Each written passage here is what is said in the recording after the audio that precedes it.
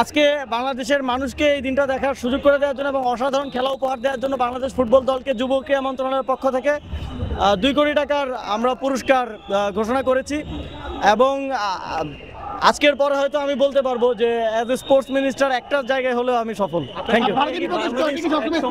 বিশ্বকাপ খেলবে আপনার কি মনে হয়? অবশ্যই আমি স্বপ্ন দেখি যে বাংলাদেশ এবার তো এফসিতে আমাদের হলো না, তবে এবার আনলাকিলি হয়নি, আমাদের যথেষ্ট সম্ভাবনা ছিল এফসি কোয়ালিফাই করার। অতি দ্রুতই আমরা এফসিও কোয়ালিফাই করবো এবং অদূর ভবিষ্যতে আমরা বাংলাদেশ বিশ্বকাপের মঞ্চেও বাংলাদেশকে আমরা দেখব।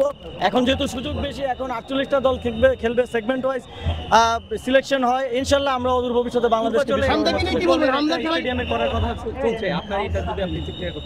আমরা এটা নিয়ে পরিকল্পনা করছি, আমরা সম্ভাব্য জায়গাও খুঁজছি, ইনশাল্লাহ এই বিষয়ে খুব দ্রুত একটা ভালো সংবাদ আমরা দিতে পারবো। আমাদের খেলা যেভাবে উন্নত হচ্ছে আমরা বিশ্বাস করি যে আমাদের আরো বেশি ধারণ ক্ষমতা সম্পন্ন, আরো ভালো আন্তর্জাতিক মানসম্পন্ন ফুটবল স্টেডিয়াম প্রয়োজন। কি বলবেন, হামজার খেলা আসলে কেমন লেগেছে?